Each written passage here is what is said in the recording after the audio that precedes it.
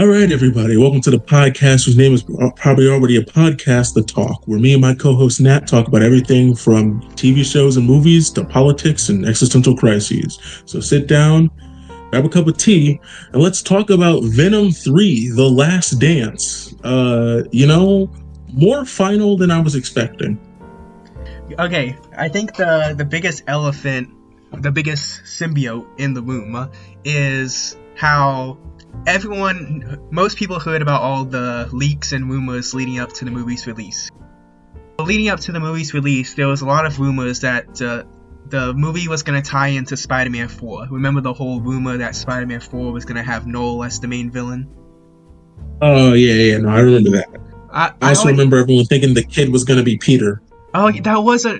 I also remember everyone being really dumb and being like, oh, that has to be the main MCU universe. How did that guy get there? And the obvious answer, which I said immediately, that he obviously went back to his universe and did the exact same thing in the exact same location. And I was right. Yeah. From now on, I'm not trusting any leaker.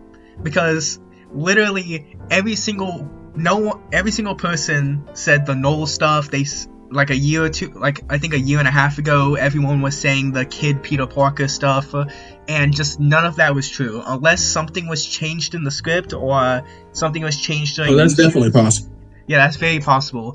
We all thought, was it Tom Cruise Iron Man, but it turned out they just couldn't get it to work. Yeah, and for a multiverse of madness. Not impossible, but damn.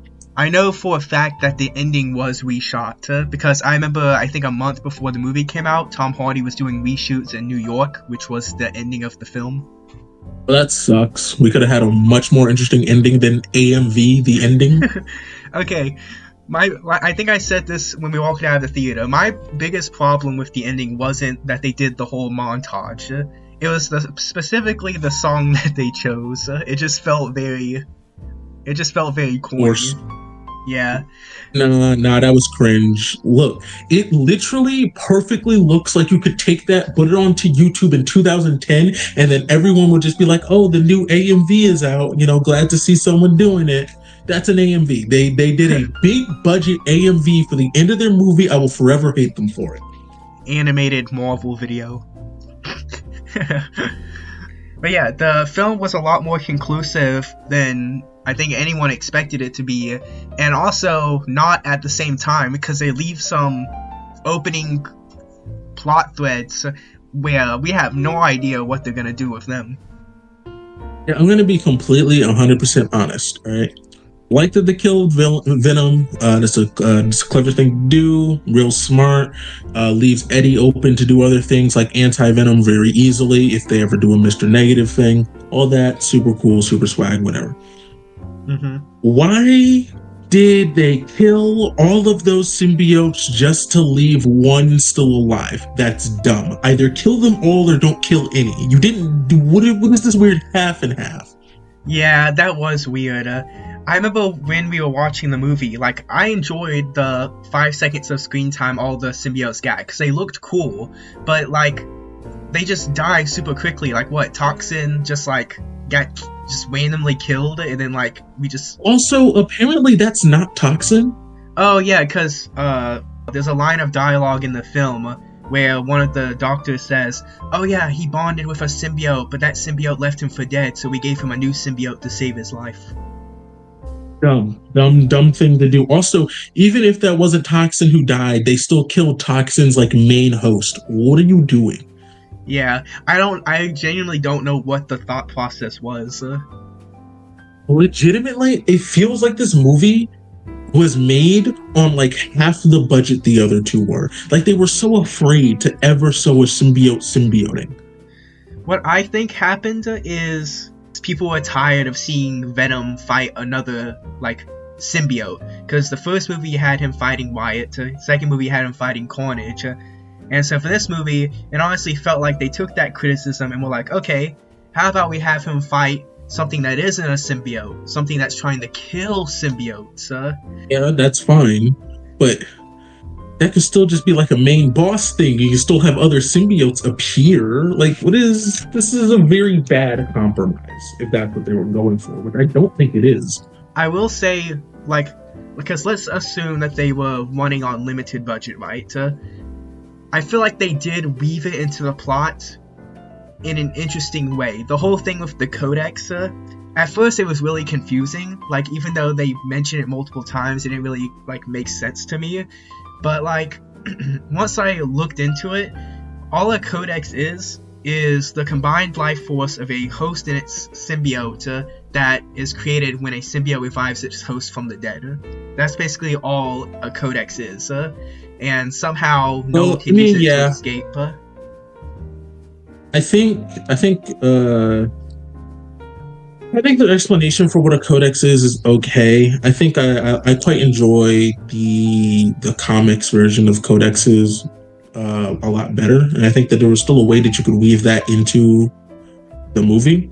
So the codex in the comics is literally just like an actual codex. It's like a record of every single host that has ever been attached to a symbiote.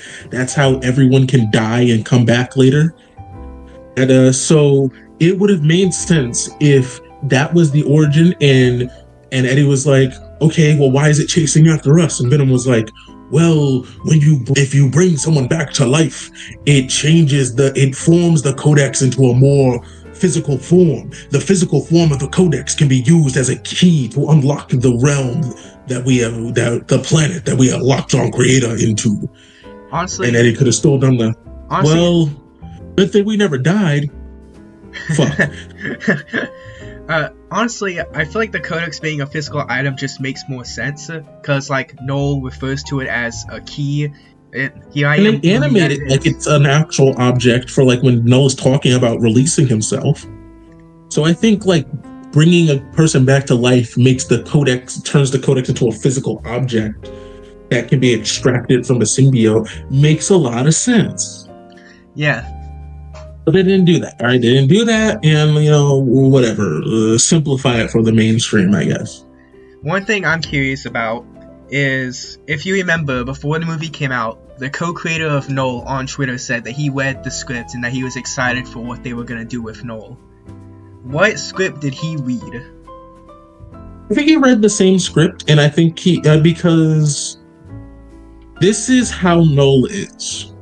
Like, how Noel was utilized is like the first half of the King and, well, not even the first half, the precursor story to the King in Black arc.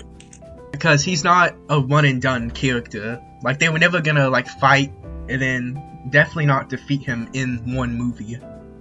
I think the major problem with this is, and I've stated this before to you, and I'll state it to the audience, that they took Noel. They took the Thanos scene at the end of Avengers and made their entire marketing that scene. No duh, everyone would be mad at the Avengers if they never ended up fighting Thanos after making that the entirety of the marketing. I know Nando V Movies also made that comparison, and it was a very weird choice. Look, I'm going to keep it $150. I think that there is a very simple way to retool this story that you can do that makes it so that Venom doesn't have to fight another symbiote. Okay, I'm listening. Early on in the movie, do the cool scene, like keep it the same up until after the scene where Venom kills those like four the dog fighters, right? Keep all of that the same, right? You need a little bit of action at the beginning of the film. It was a good scene, all that. But have the first time that Eddie and Venom get into conflict with the Area 55 base, have them get captured, and have the reason they were captured, not that they wanted to kill them or that they wanted to just get rid of symbiotes in its totality, but that they wanted to learn about the bonding process so that they could make a team and have Venom, Eddie, get to lead a team of symbiotes. Okay, already this sounds way better. right? And so it's now a team of symbiotes, and that's how we get to actually have them say their names. Eddie gets to train up a team of of people to, get bonded to symbiotes. You can still do it in a way where you limit the amount of time that they spend in symbiote form compared to human form, and have what they're have what they're fighting be the xenomorph, right? Or whatever it's called, flaylinks. The xenophage, not xenomorph. That's Xenophage, yeah. The xenophage, right? And have the reason why he goes along with it in its totality be, hey, look, it's either do this and join this team or go to jail. And then like Venom was like, fuck that, let's just run, Eddie. And then they said, and then they do like the common joke where like something else is said that Venom, and then Venom really goes, Eddie, if they have a point, maybe we should leave this team. like he says something, but I need you to know, if you're thinking about running, we will rip the two of you apart and kill your symbiote. And Venom just immediately goes, staying here isn't that bad, Eddie. We get to be a leader. That's honestly the best part about these movies, despite everything, is the dichotomy between Eddie and Venom. Like, they just play, well, technically it's Tom Hardy playing off himself, but they play off each other very well. Yeah, I mean, it is a good thing, but I feel like the story suffered from something. And I feel like Sony has enough confidence in their movies that they really shouldn't have been suffering from the budget. Mm-hmm. In the good universe, it was Venom creates the Life Foundation team. They go out and fight the xenophage, and maybe you can still kill off some of the symbiotes, right? That's not a bad idea. Yeah. But you do the xenophage stuff, and it'd be cool. Mm-hmm. I think the worst thing about it though is that apparently that symbiote was Agony, not Scorn, at the end there with the doctor. Oh yeah, I heard about that. And it's like, Agony has nothing to do with electricity. It would have made sense to be Scorn in the sense of like, they didn't want to do like the giant arm thing and figure out how that's going to work. But no, you just didn't want to put in the effort, all right? You didn't want to put in the time and work. And it's the main problem with this. It feels like they gave up halfway through. That they saw that everyone still loved Venom 2, even though everyone hates everything else they put out. And they were like, you know what? I guess we can put a Morbius level of work into it. Halfway through doing a Venom 2 level amount of work into it. And Sony gets stalled out on making that movie long enough that Marvel just auto gets the rights back. Like at this point, it's like, what are we doing? I want Marvel to be loaning Sony Spider-Man, I don't understand why they can't just use Andrew Garfield's Spider-Man.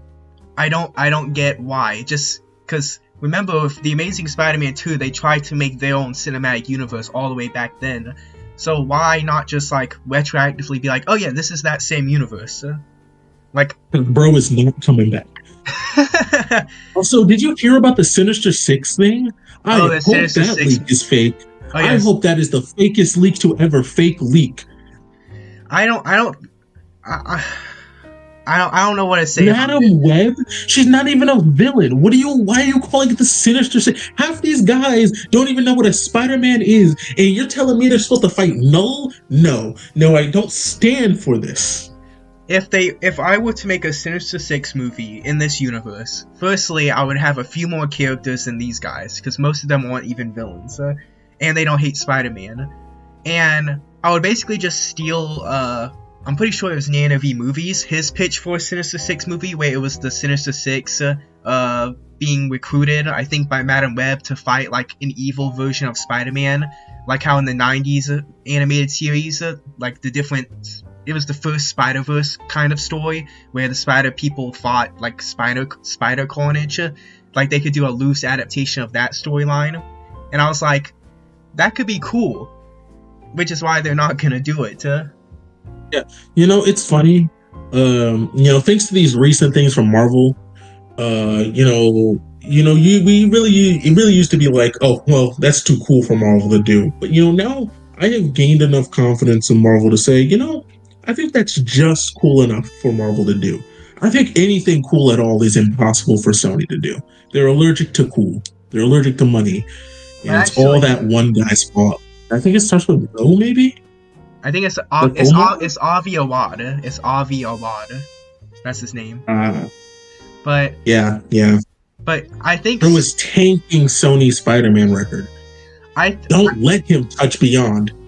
I think Amy Pascal is responsible for like the animated stuff and the MCU stuff. Avi Awad is with everything else.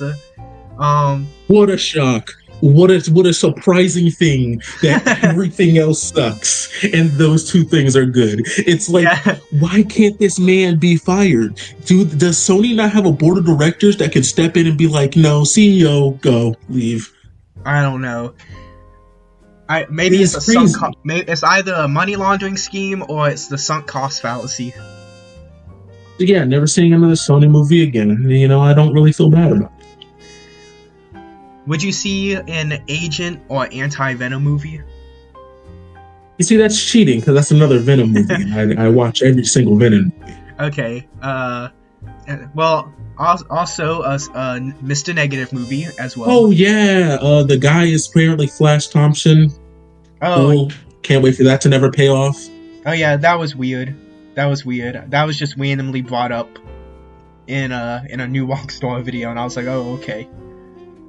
Right? It's like, oh well, I guess it makes sense why he got only half eaten while everyone else immediately got consumed fully. They're never gonna do anything with this, so I don't care.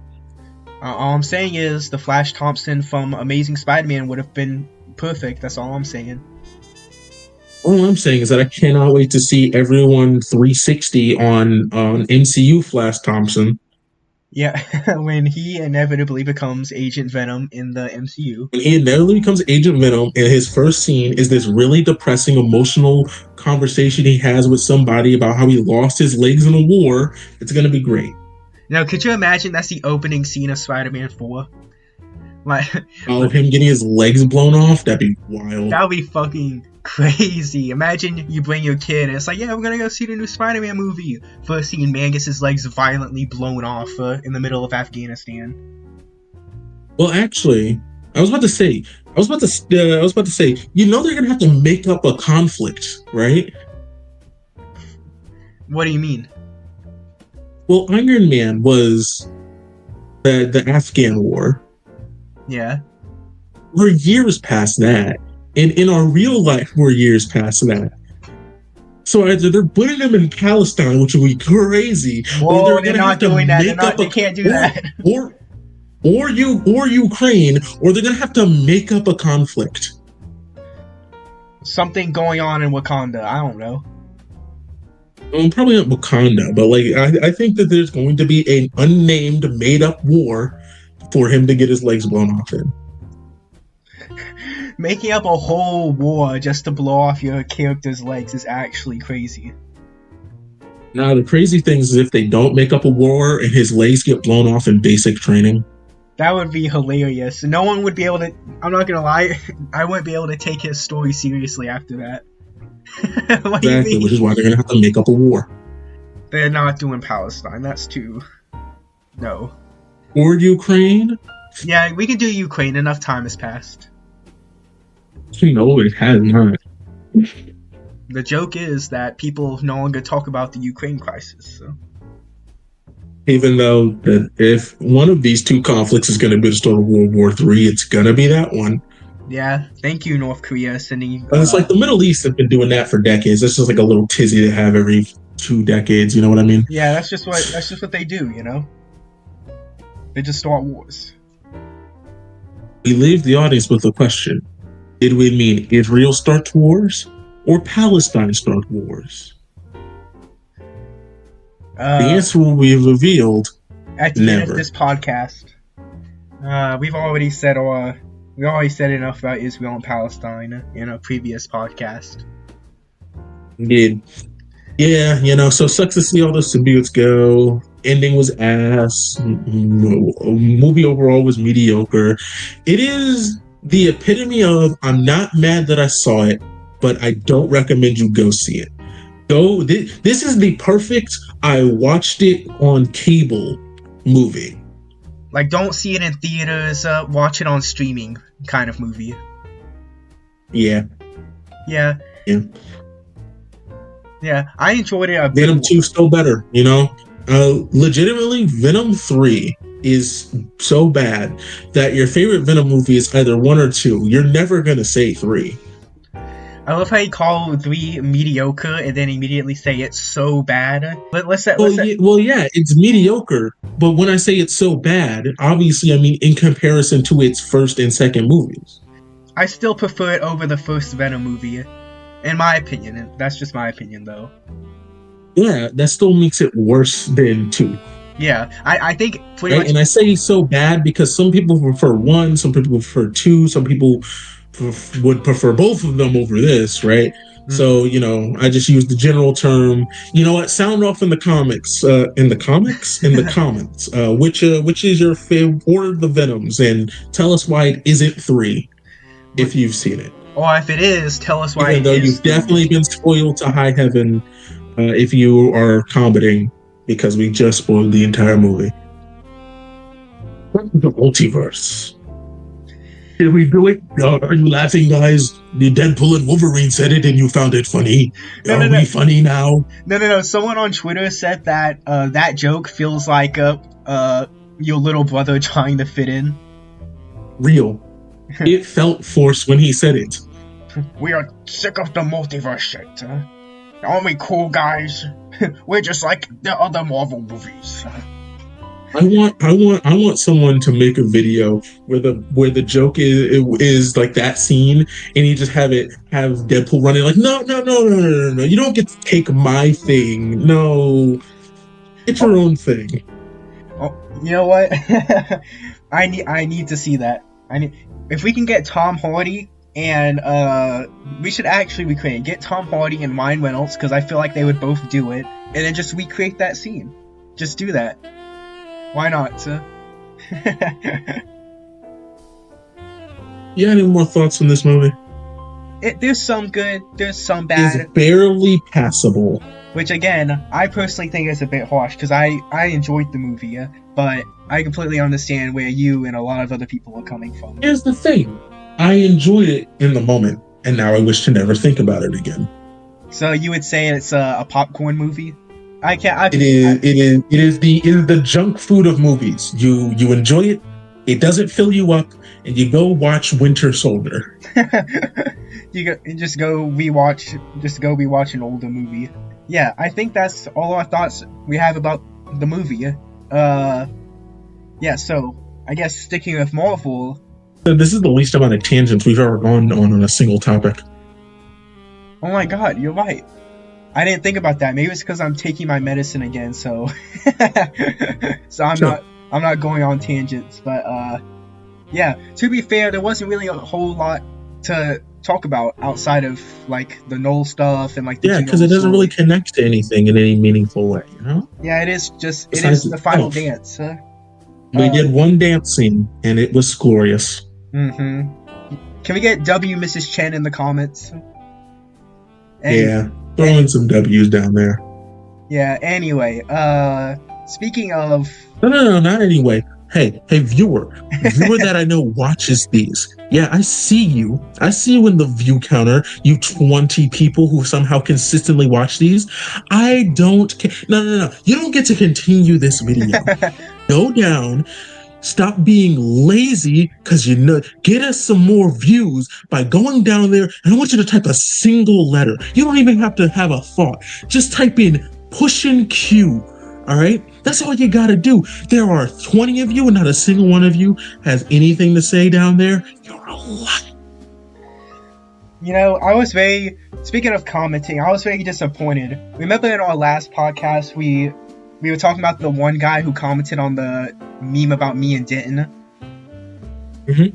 Yeah, and we were like, oh, if he comments below, we'll interview him on the podcast. He never commented. To be fair, probably not a consistent viewer. He probably saw a YouTube short, commented, and moved on. Yeah, moved on with his life, but No Hit EXE will never forget you, pal. Motherfucker really thought there was lore. I mean, there was, but not what he was thinking about, whatever game he was thinking of. That shit was wild.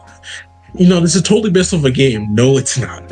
No, it's not. It's you know what would be really funny? You should wait until it's like 2 years old and then like comment under and then just reply with the official channel. Just reply, no, this was not based off of a game. What are you going on about? Either that, or we could play the long game. Wait like 5 years from now, where we have enough budget and actually make it a game. Just come full circle. Well, no, because you never know what happens. Don't want the guy to be dead before we comment. Oh, that's true. We'll have to keep tabs on him. Indeed. But speaking of keeping tabs on people, Agatha All Alone was a show that was greatly enjoyable. So I've heard. I'm surprised that that episode 7 didn't get you to jump in. Well, the main reason why I never jumped in is because the small stuff. Firstly, I didn't see a whole lot of people talking about it. The few people that I did see talking about it were saying good things. I guess there just wasn't enough hype for me from the stuff I did see for me to be like, oh yeah, this is definitely worth checking out. Not even in the sense like it looks bad, because it didn't, but we've already established I don't really care for like witchy stuff, and also like, again, I just don't want to invest so much time in something that I'm only passively interested in, I get that vibe. So like, all I know. I think it was great though. Really sets up a lot of stuff. It has me really excited for Vision Quest. Yeah, I heard it. I heard. I think the director or writer of Vision Quest said that Agatha will lead into that, so that's cool. Right? They're calling the trilogy point to the WandaVision series of stuff. Mm-hmm. I'm excited. All the stuff I've really heard about it is like, I've heard that. What have I heard? I've heard people say that. I can't even remember. Just tell me your thoughts, and I'll bounce off of them. All right. Well, episode 1, I think, is the perfect lead-in to this show because it feels like if you could fuse together WandaVision and this show into an episode to like bridge the gap of transitioning over. And I'm really excited to see if they'll be able to do that in Vision Quest. Like if they manage to like fuse together the feel of Agatha with the feel of Vision Quest into this first episode. I'd also like to note that for the first 2 episodes were released together, the last 2 episodes were released together, and that was perfect. These 2 episodes together feel more worthy than the sum of their parts, while the rest of the episodes were able to very much stand on their own as individual episodes of television that you got to watch over the course of several weeks. But yeah, the first 2 episodes were pretty solid. First episode was really just kind of a lead-in of like, hey, you remember how WandaVision had all this stuff where we were doing sitcoms? Well, what if instead of sitcoms, it was police dramas, right? And it really starts leading you into a lot of the mysteries of the show that I think that they handle pretty well. Some mysteries I'll keep secret, but there's 2 I won't, since, they're character reveals, and I think that doesn't really matter too much. But if they do matter, we're not giving you a time code to skip. Just skip because I'm going to be saying their names forever. So Wiccan and Death, really great characters played by really good actors. Both of them handled their performances perfectly. It was quite enjoyable watching them just do their work. Oh yeah, that's some of the good feedback I've heard about it is. People talking about specifically those 2 characters, and also I've seen pictures of what Death looks like, and apparently all of that is like her face is fully practical effects, not CGI. Yo, that's practical. That's so cool. That's hype. Yeah. I'll see if I can find a picture. Let's see. Yeah. I'm trying to think. So yeah, first episode really leads you into it. Second episode, I'm just gonna note some mysteries I remember that they lead into. So first off, mystery of episode 1 and 2, mystery of who this teen character is, mystery of like who exactly is supposed to be the Black Heart and that mystery gets resolved. It was teen. I'll just say that up front, since again, that's more of a character thing. Uh, and the mystery of like what's going on with the Scarlet Witch. Wow, no, that is a really good practical effect. Oh my god. Yeah. Yeah.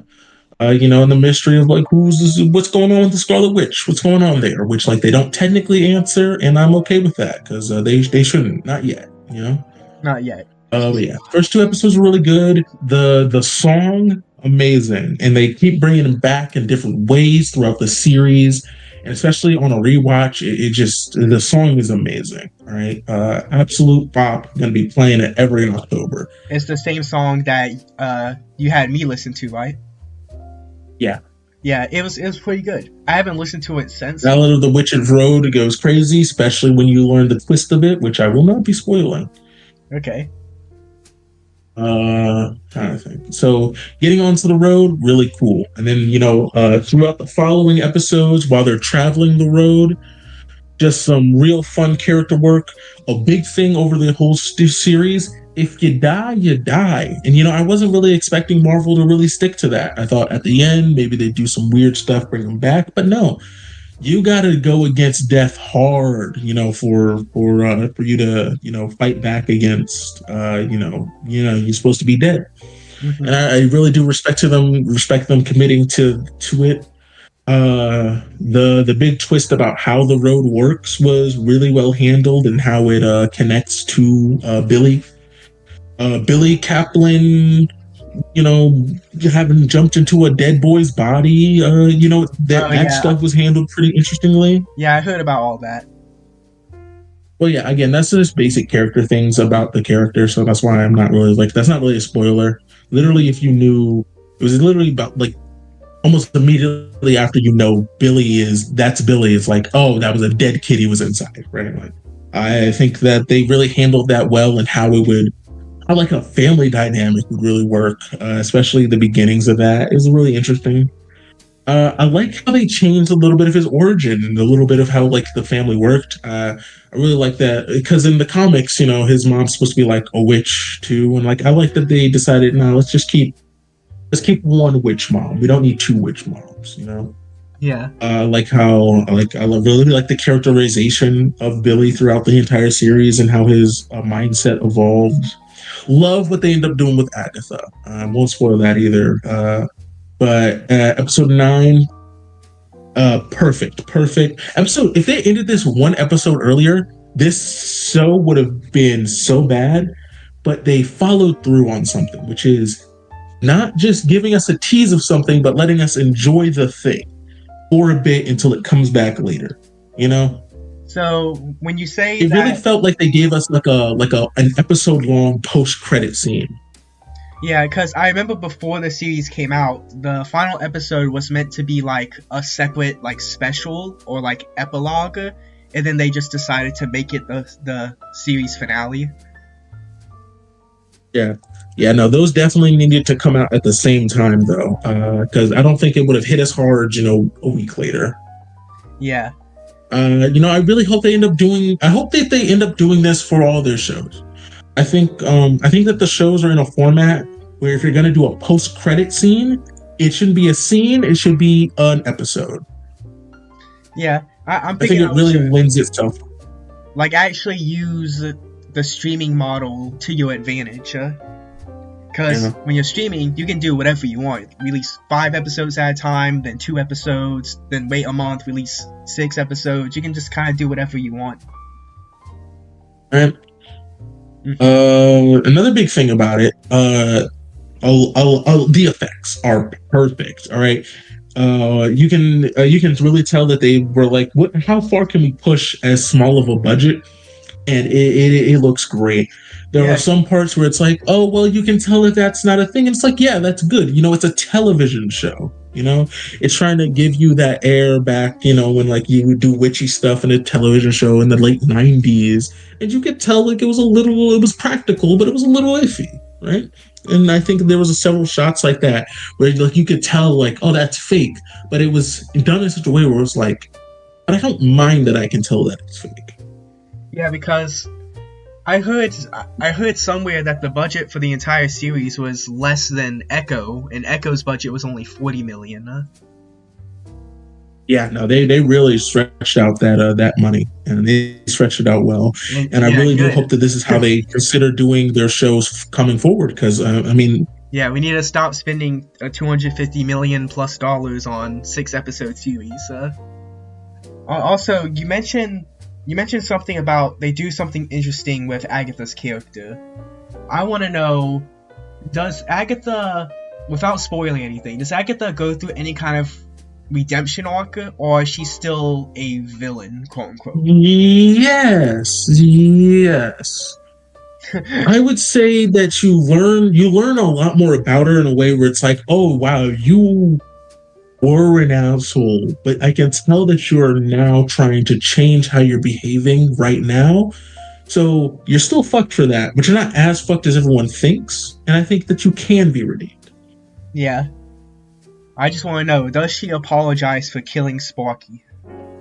No, not in the slightest. She's irredeemable. Also, technically, remember, she didn't kill Sparky. What do you mean? She literally says, and I killed the dog, too. Well, it's witch stuff. You never know who might have been in control. There's no proof Sparky was even real. Remember, they were in the Hex. Exactly. Damn, why'd I give you a defense? Why'd I say that? Oh. Yeah, and there's a really major character cameo in, I believe it was episode 6. Major. Shout out to that character cameo. To the ones who know.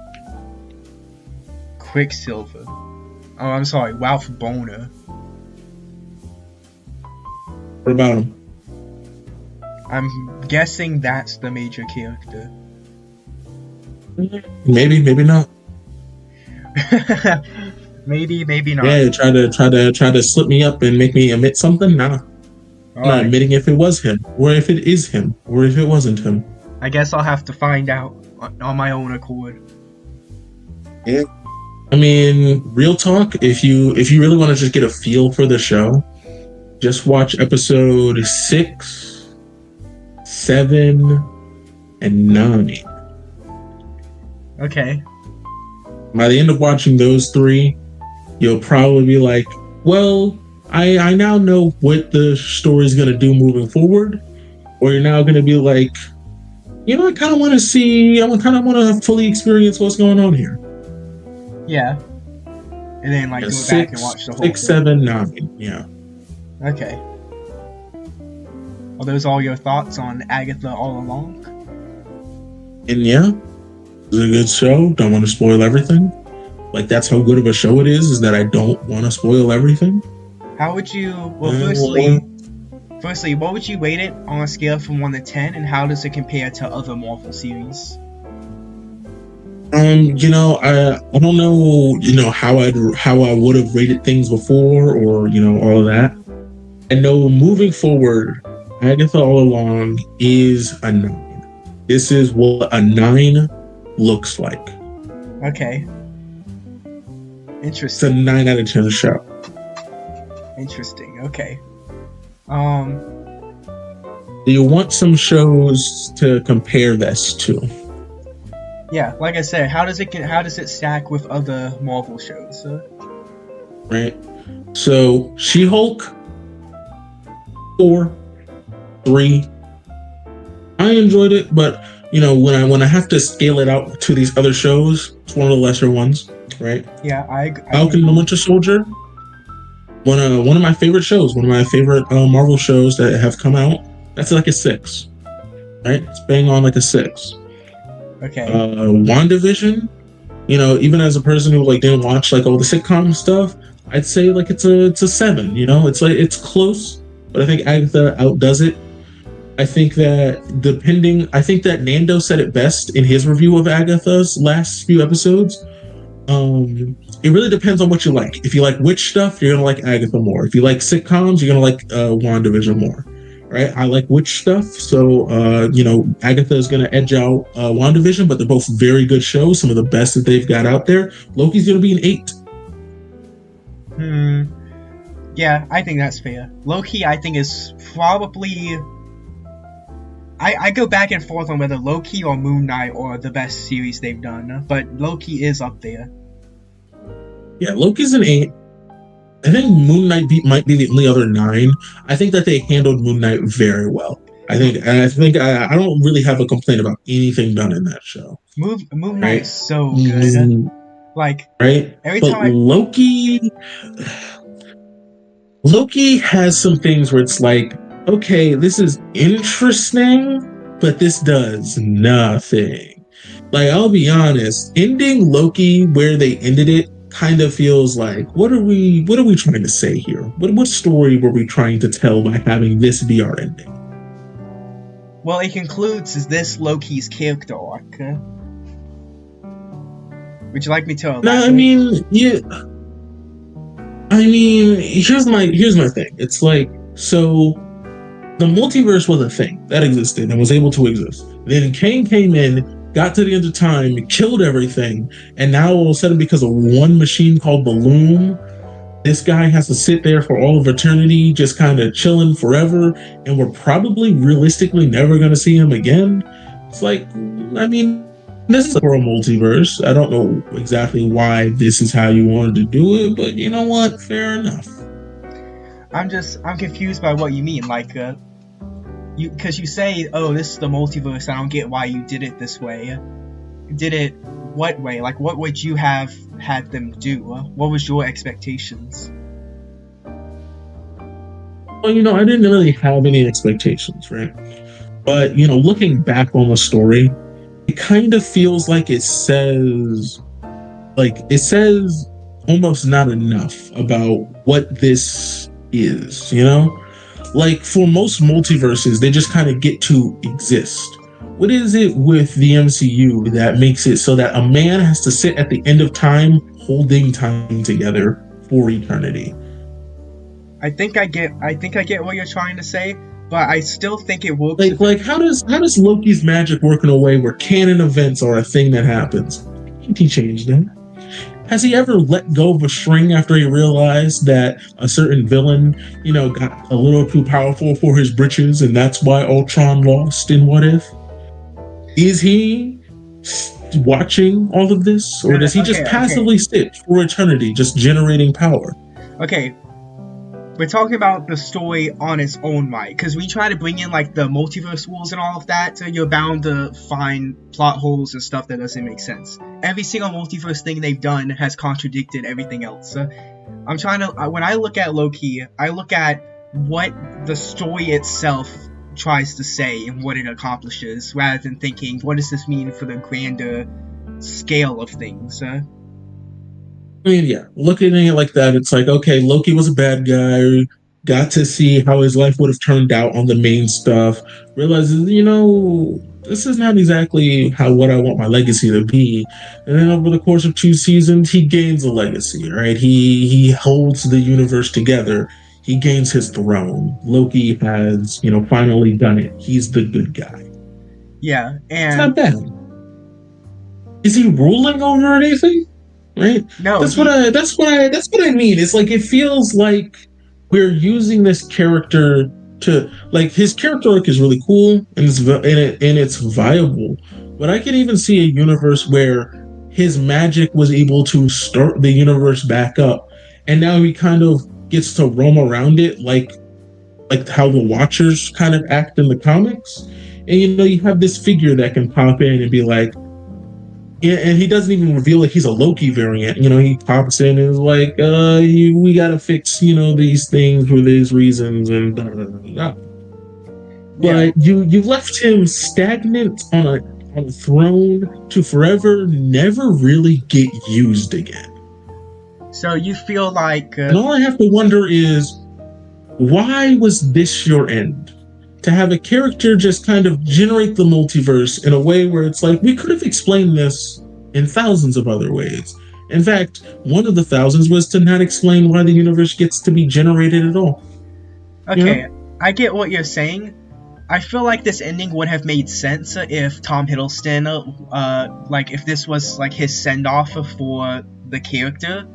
But like he said, like not long after the series ended that he would love to come back and play Loki again. So it just kind of feels like why end this Loki story this way if there's a chance another Loki is just gonna show up down the line, or if this Loki is somehow gonna come back, which would then kind of nullify that ending.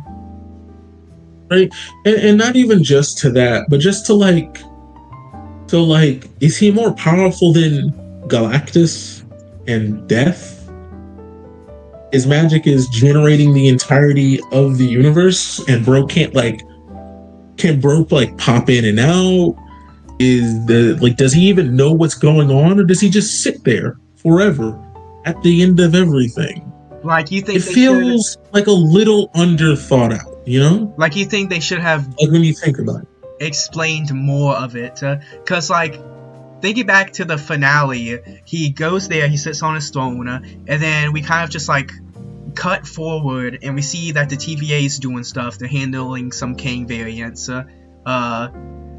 Victor Timely for some reason isn't there, and that's basically how the series ends. We don't really spend a lot of time on the ending, so to speak. I think what especially gets me is Loki was below the multiverse. You know what I mean? This guy was just a guy in the world who was doing stuff. And then bro does the universal, multiversal equivalent of becoming the Big Bang. And it's are you telling me that every single Loki is so powerful that they could generate the universe? Or not just a universe, the multiverse off of their own power? Is he now a cosmic entity? Is he is technically fueling the entirety of entity, being able to exist on the timeline?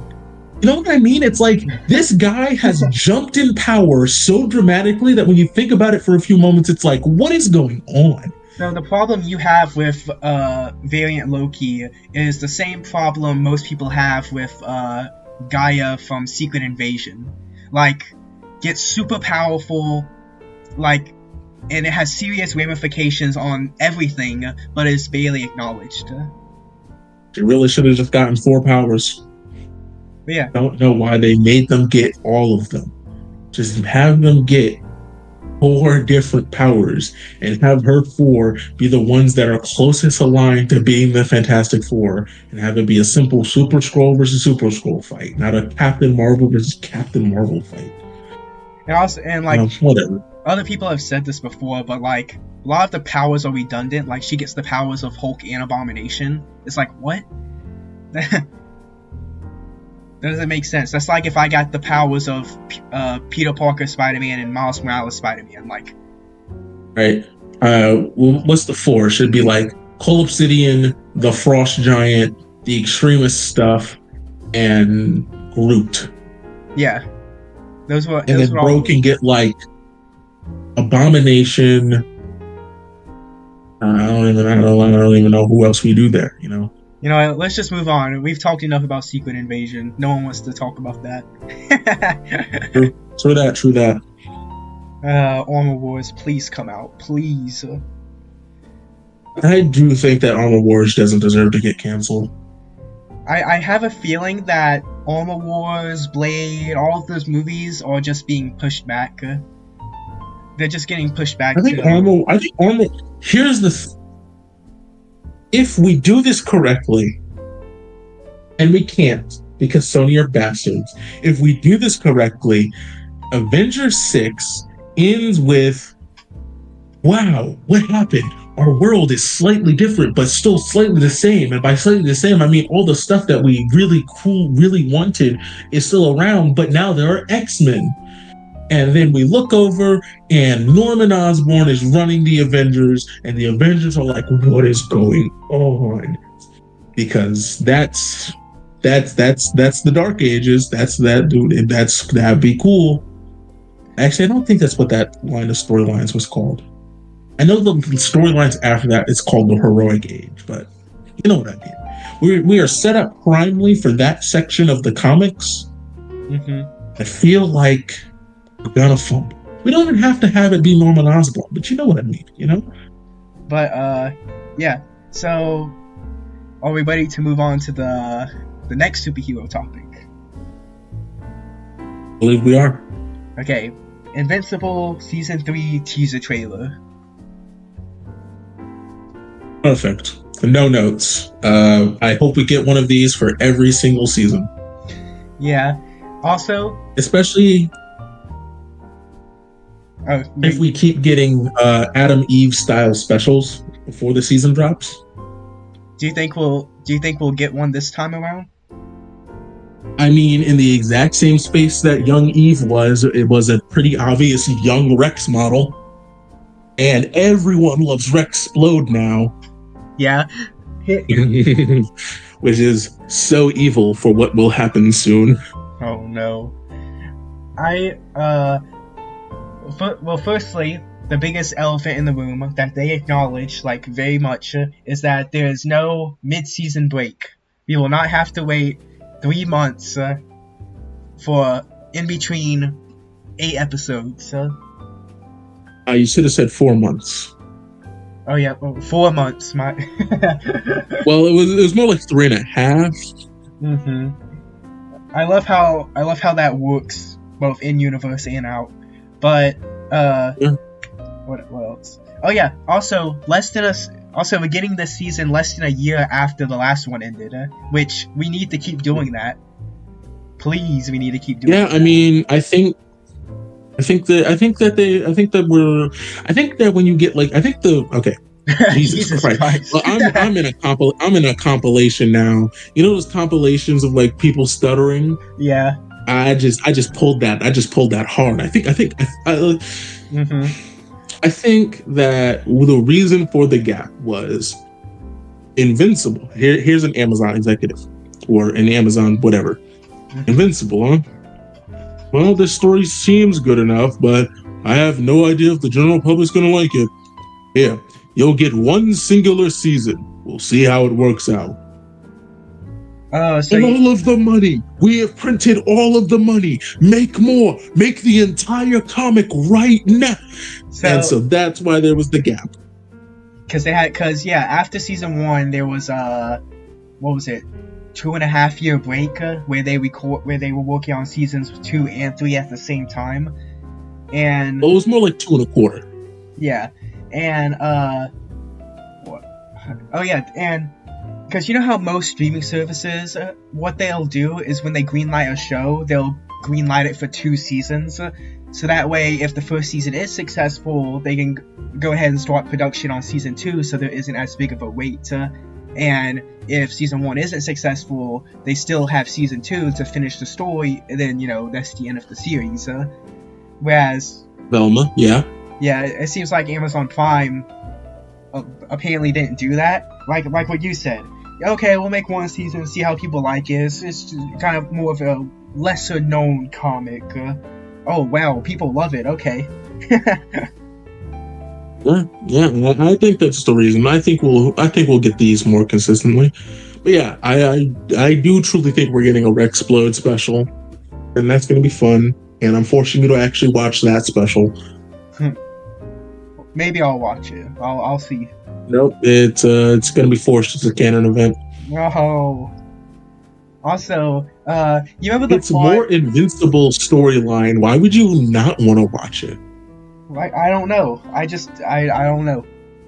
I guess the Adam Eve special came out and I just never knew it came out. That's probably why I didn't watch it. But if a Rexplode one does come out, I'll watch it. Oh yeah. Also, you remember the line where Mark says to Cecil, where he's like,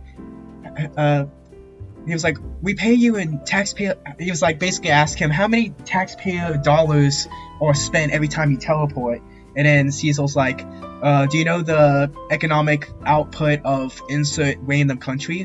No, more than that. Someone made a compilation video for season 2 showing every time Cecil teleported and calculated the total amount of money that it would have costed taxpayers for him to teleport. Minimum, because they used the exact economic output and he said more than that. Yeah, it's the minimum. Yeah. You've seen the video? Yes, I saw it before you sent it to me. Wasn't it like what I remember it was like a quarter of the entire US military budget or something like that. I think it was a sixth. I think someone in the comments pointed out it was like a sixth of the military budget and was like, yeah, that sounds about right. Yeah. Which is just crazy to think about, because I thought when he said that he meant like every time. I thought he meant like 2 ways, right? But the video assumes that no, every time he teleports it costs him that much. Right.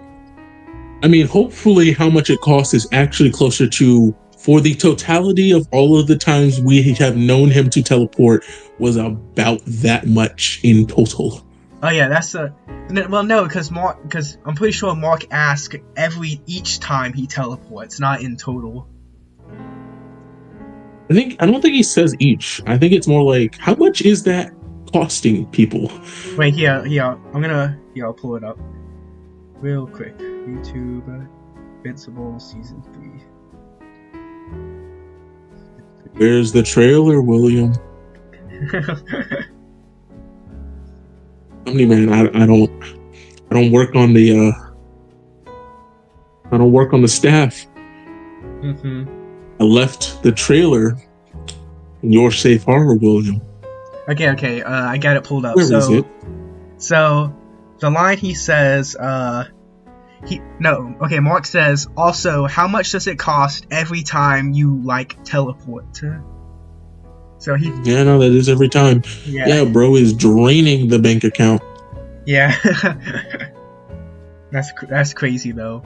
And like there's times, I'm pretty sure the video like points out, there's times where like, or maybe it was someone in the comments, where like he doesn't even need to teleport. Like it would be so much cheaper to like just take a fighter jet or something. To be fair, way less fast though. Yeah, that's true. That is why they do it, but god damn, they're spending so much money. I'm really looking forward to this 3rd season. I can't wait to find out where William put the trailer. I can't wait for a specific scene. Yeah, black suit, as I keep calling it. Yeah, even though everyone else calls it the blue suit, I don't care. It's the black suit. It's bro's black suit. Yeah, I wasn't referring to anything else. Why would I? I'm not a degenerate.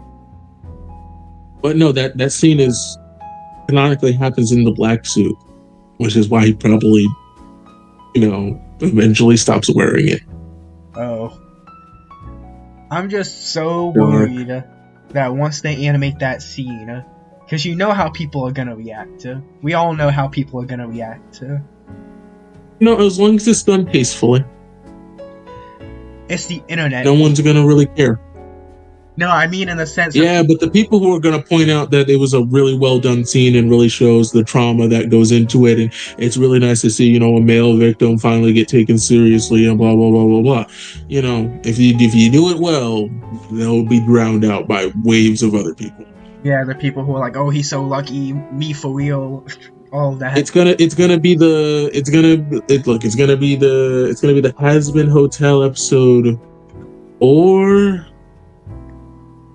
I think it was it 4 or 3? Of one of those episodes. Wait, episode 3 or 4 of Has-Been Hotel. Yeah. I think it was episode 4. I think so. Yeah, it's gonna be the episode 4 of like where everyone's like, no, they did this well. You guys don't understand what you're talking about. Yeah, because media literacy is not at an all-time low. But you know what is? Social media is at an all-time high. Right? Audience, if you take one thing away from this video and you spread that across the internet, you need to take this. Media literacy isn't dead. It was never alive. It's just that all the media illiterate people are now able to talk at the same level as the media literate people were. I just don't get how, maybe it's because I have a normal IQ, but I don't get how someone can sit down and engage with a piece of media and walk away not understanding or misunderstanding it. Because not understanding something is one thing, but how can you see one thing and then twist it in your mind to be something else? Like, how can you, like, with the has-been stuff, like, how can you see, like, that episode and be like, oh, this is glorifying it, this is fetishizing it because he did a dance? Like, what? Look, it turns out that some people hate blind jokes. I was not aware of this. I thought we all accepted. Yeah, so like the common joke of like, where like video sounds sus, and so they do the common joke of like, a blind person watching this video, Oh yeah, deaf person watching this video. Yeah, apparently there are some people with visual impairments that are like, I find this joke actually very distasteful, and it's like, so you're just misunderstanding that this joke isn't making fun of the person for having the condition. They're making fun of how sus the video sounds. Yeah. Oh man, that really sucks. And I think a bro even explained it to the person I saw complaining about this, and they were like, "Yeah, but still, you should just say something like, me when I close my eyes." Because because by making references to blind people, you're making fun of me, and I feel attacked and hurt. And it's like, broski, get off the internet. Some people are too woke for their own good. Can't wait for that. Can't wait for someone who is visually impaired, who for some reason watches this channel, to have someone type up a comment underneath us. No one visually impaired. White knighting. No one visually impaired watches our channel. 3 years later, I'm visually impaired, and I find this channel hilarious, and like it's just thousands of those comments. No, the joke is no one who's visually impaired watches our channel. That's good. That's solid. If you're visually impaired, let us know down in the comments. However you're able to do that, let us know.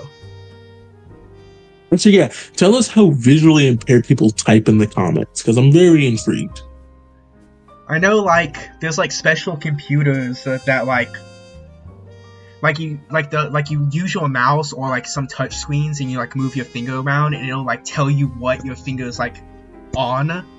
So like if you put it over a word, it'll tell you that word. If you put it over like a play button, it'll say play button. Cool stuff like that. Oh, swag out.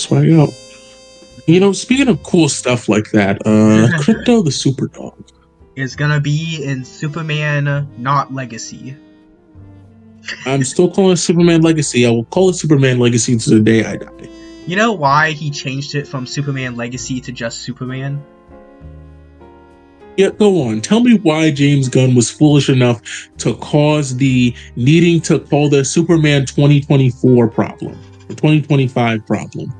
Well, so originally he called it Superman Legacy in order for it to stand out from the other Superman movies, right? Well, he realized that the very first Superman movie ever, the one with Christopher Reeves, was called Superman the Movie. So there's technically never been a movie called Superman. And so that's why... That's dumb. That's a dumb reason. That's a dumb reason he should feel dumb. Where James Gunn L? Rare James Gunn L. But I think having Crypto in it... I'm gonna state it right here, right now. Sometimes a thing is not done, and it's good that it hasn't been. All right?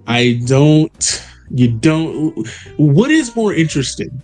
If we had called these movies Captain America, Captain America 2, Captain America 3, Captain America 4, or we call these movies Captain America the First Avengers, Captain America the Winter Soldier, Captain America Civil War, and Captain America Brave New World.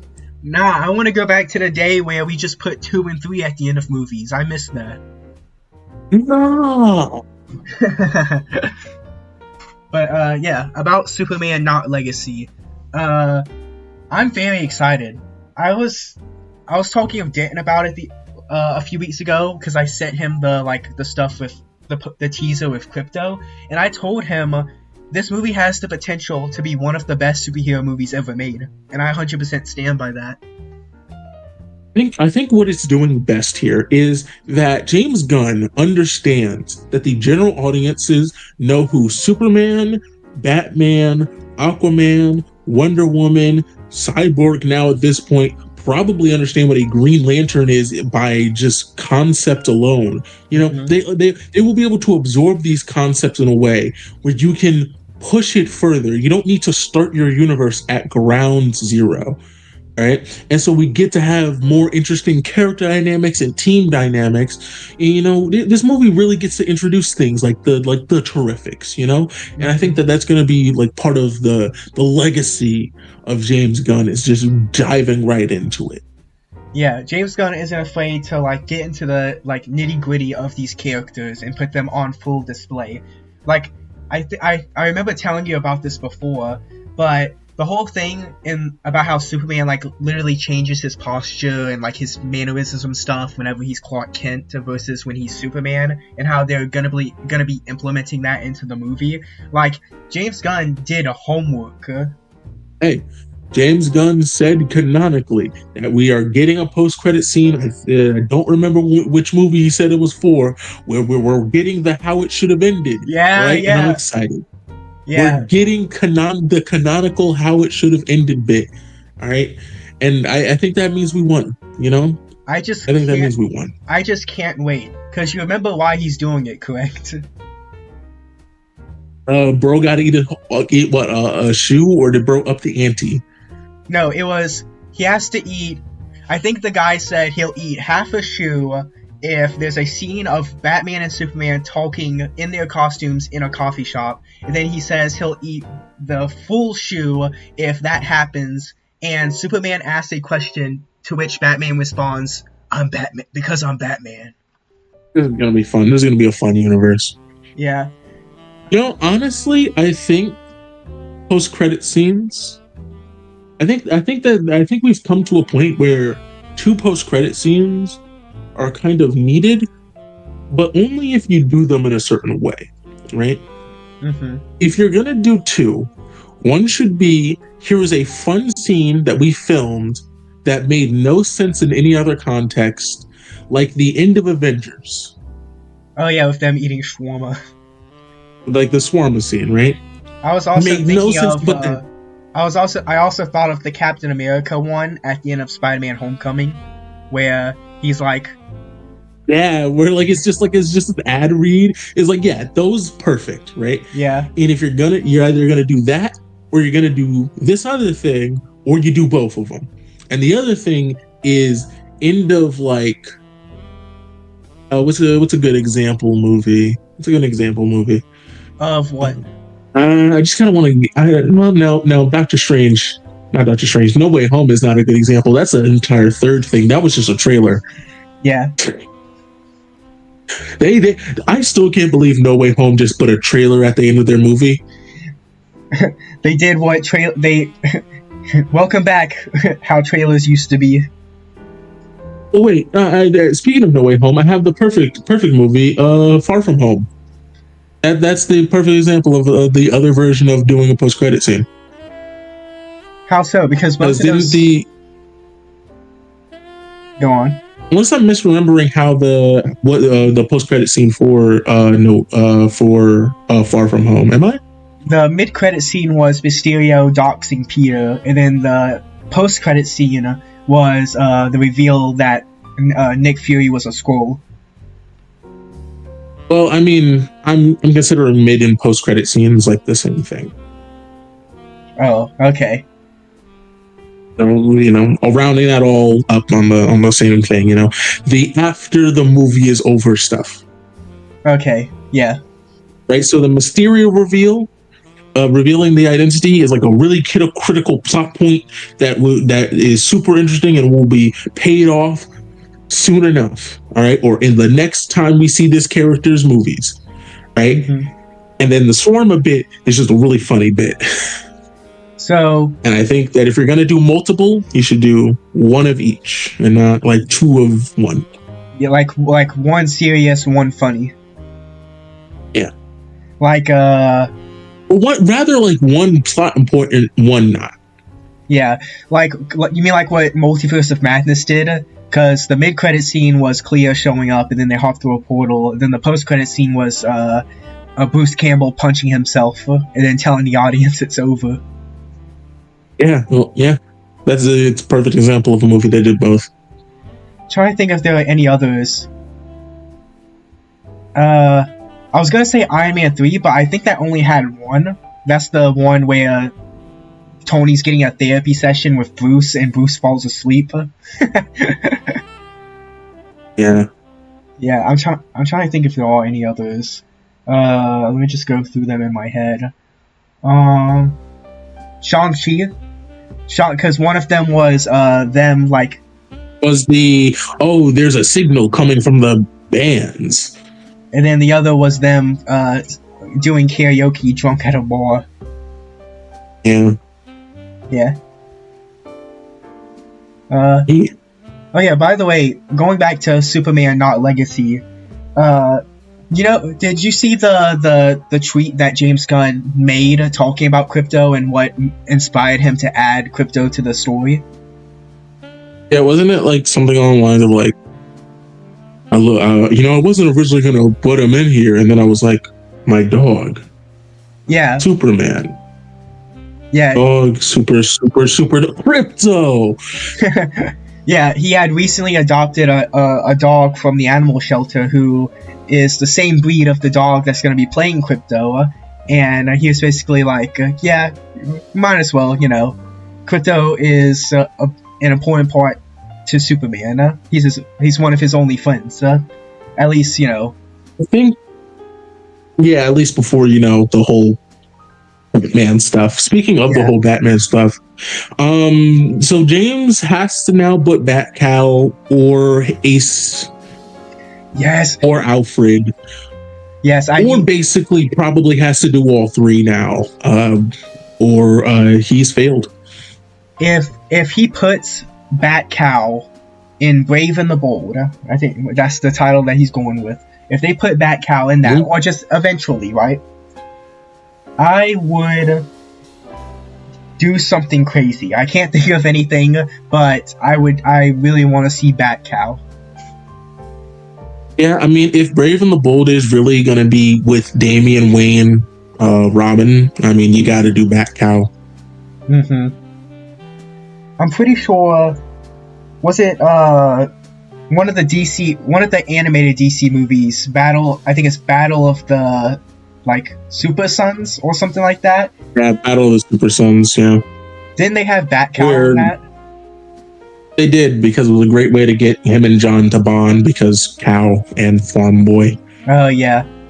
Yeah, I watched a movie with my grandpa a few years ago. It was actually pretty good. Now that I think about it, James probably should do Tim Drake and not Damian. Why you say that?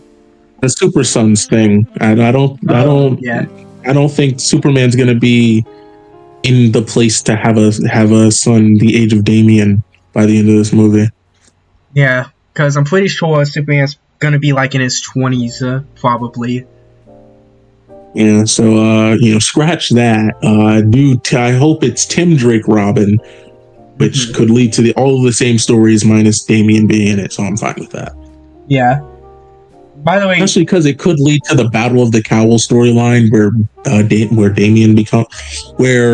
Dick Grayson becomes Batman. That could be fun. Yeah.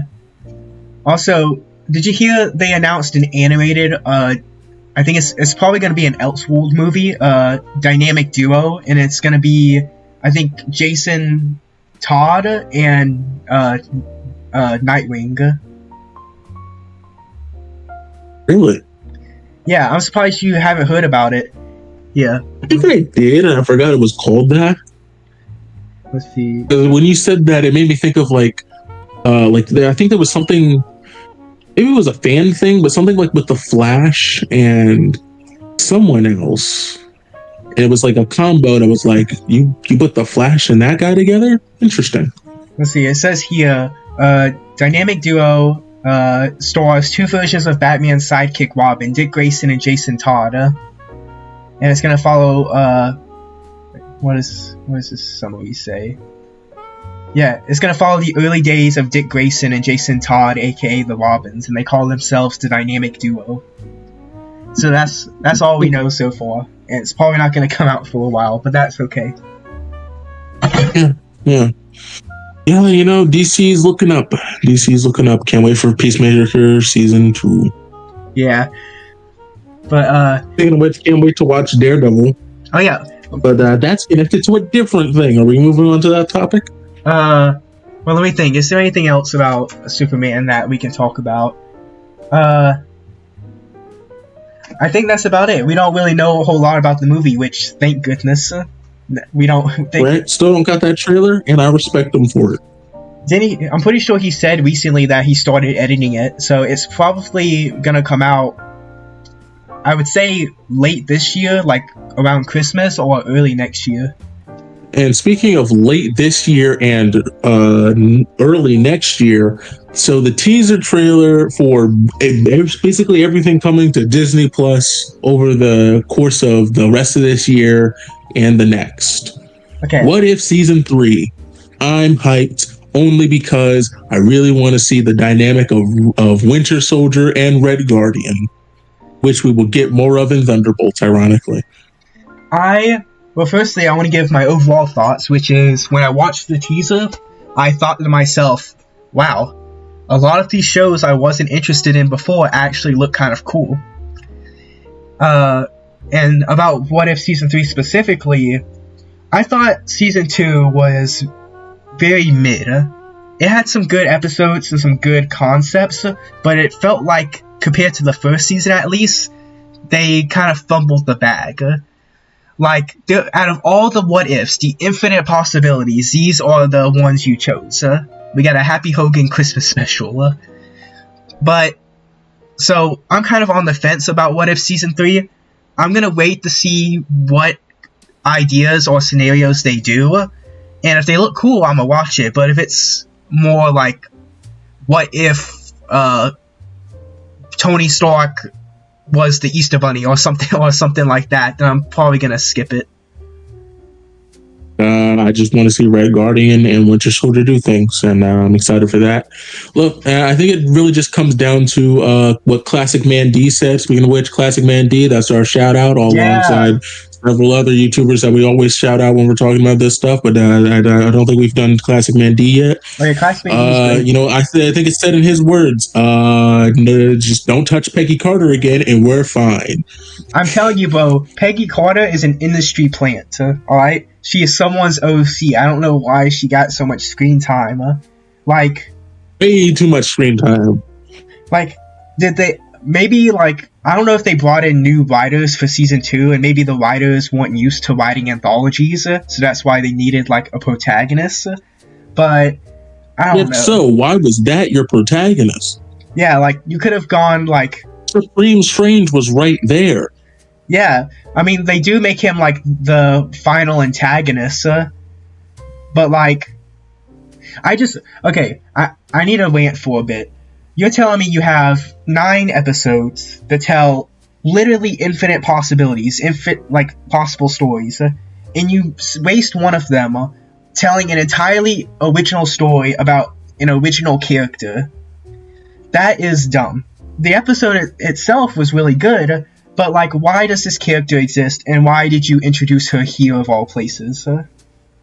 We could have saw Ghost Rider Spider-Man. But instead we got Kahori, I think that's how you say her name.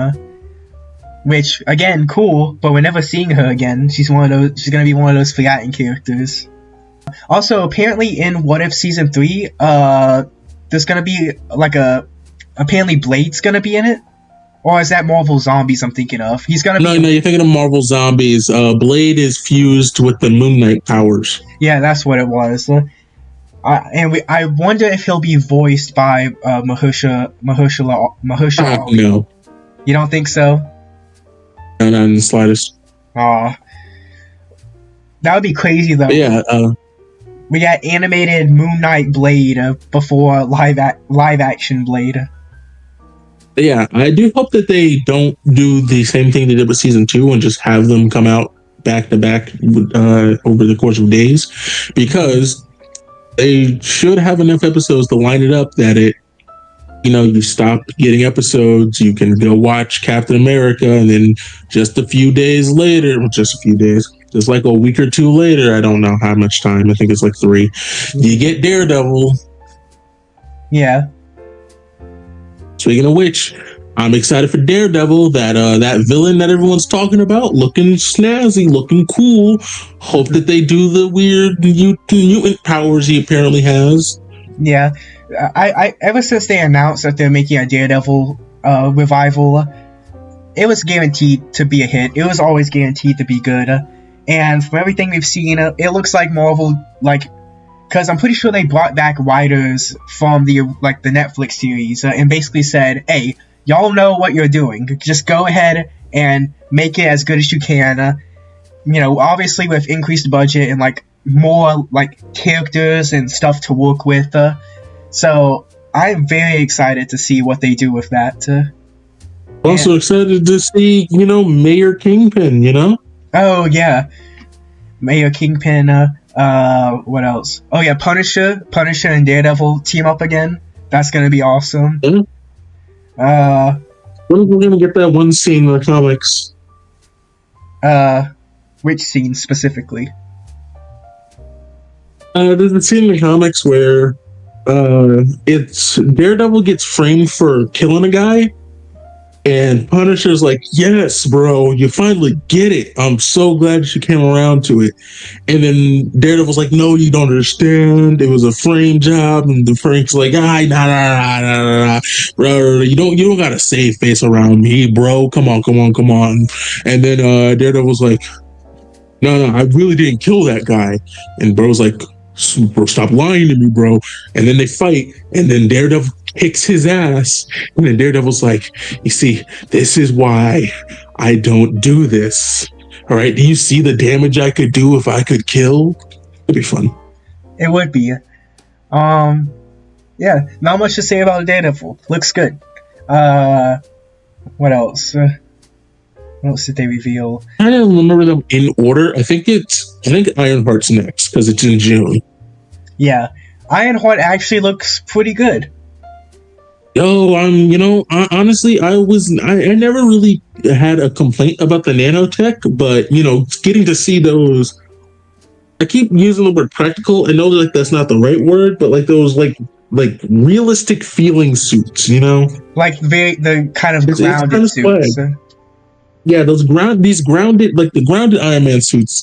I'm excited to have a comeback to that, since Tony's dead. Yeah, and it just looks so much better than because I know everyone makes fun of the suit she wore in Wakanda Forever.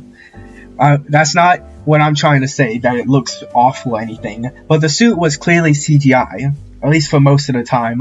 Whereas here, most of it's also going to be CGI, but they probably have what they did in the Iron Man movies. They're going to have some stand-in, something that places it in the environment. Also, the Hood's gonna be the main bad guy there, and that's super cool. A guy who's doing weird mystical bullshit up against science. I think that's a really cool angle to take that. Mm-hmm. Also, everyone's yelling out Mephisto, and I'm like, no, guys, stop. Please, Eric Voss hasn't had a day of rest in his life. Nope, not a single one. Mm-mm. I think after that is... Well, actually, I did skip one. I think before Ironheart is My Friendly Neighborhood Spider-Man, or Your Friendly Neighborhood Spider-Man. Okay, well, you share your thoughts and I'll share mine. Nice to know that they didn't just can freshman year. Nice that they gave it a new name. Now that's not actually going to be the real freshman year of the MCU, Peter. Wish they showed us a little more. They showed us so much of Daredevil, and they showed us so much of Eyes of Wakanda, and they showed us so much of Marvel Zombies, and Spider-Man gets none. Yeah, the only scene they showed is Peter hitting a guy with a brick, and people were making memes about it, like Spider-Man doesn't kill people, Spider-Man. I also saw some people Not a lot, but I saw a few people say they don't like the animation or like the I think the animation looks fine. Yeah, I like what they're going for, the mix between like the comic style with CGI. I think it looks good. Like I said, we just need to see more of it. Indeed. But yeah, I mean, there's a reason why I skipped over it. Like it felt like it wasn't even in the trailer.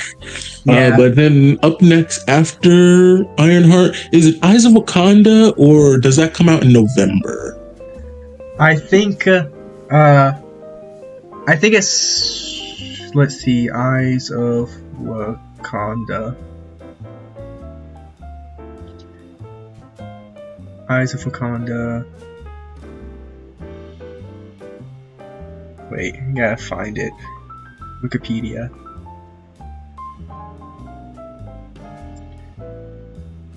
Eyes of Wakanda is scheduled to be released August 2025.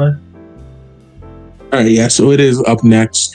I'm really excited for it. It looks really good. Looks really fun premise. Really hope that we see the one that was in the BC Avengers, because that'd be really funny to have a callback. To finally have a thing to point to for animation. This is one of those series that I have to wait to see more, or I wait to hear people's reactions before I say if I'm gonna watch it or not. I mean, for me, it's an animated show about Wakanda, and it looks to be doing interesting stuff, not just like sticking to one location and all that. So I wanna give it its chance. I wanna watch it day of. Yeah, I get what you mean. And like I said, if it looks good, I'll check it out. But this means nothing to me until I hear what people say about it, if it's worth checking out or not. Speaking of Wakanda, Marvel Zombies, looking solid, looking swag. Glad to keep this October like horror related train going. First it was Werewolf, then it was Agatha, now it's this. I'm excited. Yeah, I am too. Marvel Zombies, I think I'm pretty excited for, especially with it being TVMA. Indeed. Mm-hmm. And that brings us to Wonder Man. The only thing to have less screen time than your friendly neighborhood Spider-Man. From the little bit we've seen and the little bit we know about the series, I'm actually interested. I think it can work. I feel like what we got was just like the first episode. Oh, most definitely. Also, they turned it from a spotlight to a full series. Interesting. Yeah. Because, like... I wonder what they're cooking. Because, let's be honest, 99% of people don't know who Wonder Man is. And I barely know who Wonder Man is outside of, like, a wiki page that I read, like, a year ago. All I know is that he is an actor who has superpowers. And I think that sounds cool. Yeah, I think with Agatha really hitting its stride, I think Wonder Man's going to find its crowd too. Mm-hmm. It's almost like Marvel should be taking advantage of its TV series to appeal to different demographics and try new things. That way, that when the big Avengers movie come out, they can point to thing that they made a TV show for and go, hey guys, for you who liked Wonder Man or Agatha or Billy, they're about to come back in this other thing with other characters that you might not know and serve a prominent role. Want to see them go on another adventure? Bet you do. I mean, yeah, I feel like that's almost like that's how the comics work. Yeah, because I guarantee you, like for example, I mentioned earlier that everyone loves Moon Knight. Moon Knight was a great series. I guarantee you, when one of the Avengers trailers comes out, if Moon Knight's in the Avengers trailers or in Midnight Suns, whatever, when those trailers come out, I guarantee you there's going to be a lot of people who otherwise wouldn't have cared being, oh my god, finally, after 6 years, Moon Knight's back, I gotta see this. It would be crazy work if how many movie slots do we have confirmed in between the two Avengers movies? Like movie slots or like movies, because there are a few that haven't been given like what the movie will be yet. Do we have any slots left open? Because I know that we kind of filled in one with Spider-Man 4. We have one for February 2026 and one for November 2026. It would be crazy work if the Midnight Suns got a movie. Hear me out. Turn Doctor Strange 3 into a Midnight Suns movie. You bring in Blade, so that's where he finally gets his debut, and you put off his solo movie till afterward. And that leads into Avengers Doomsday. And then, I don't know, November 6th can be like a Scarlet Witch, Young Avengers type movie, or something like that. Honestly, that does actually kind of sound heat. Yeah, I think you cooked there. Thank you. I'm pretty sure I stole these from other people, but well, I think you stole from someone who cooked. Thank you.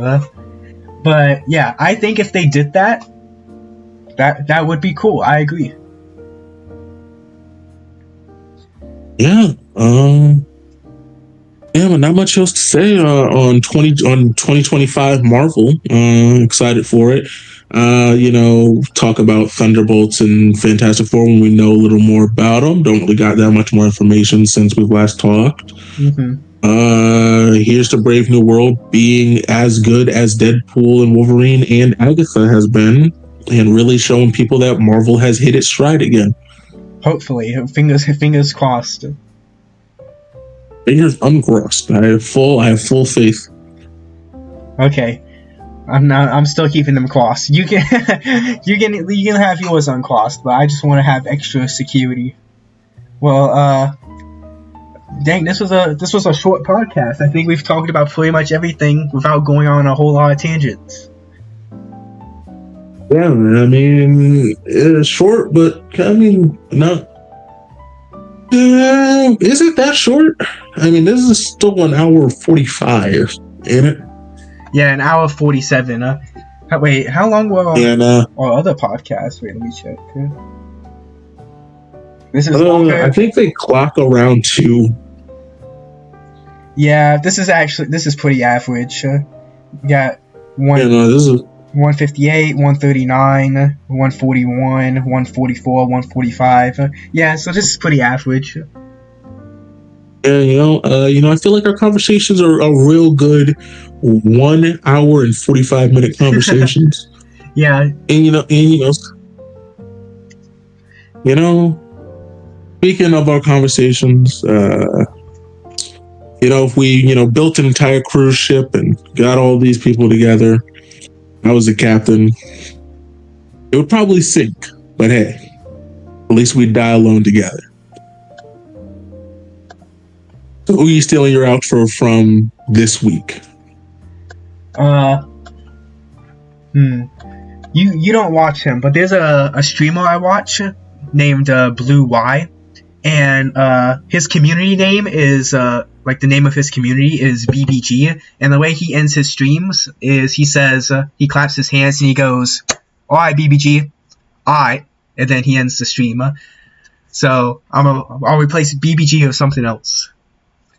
Alright, FMB. Alright.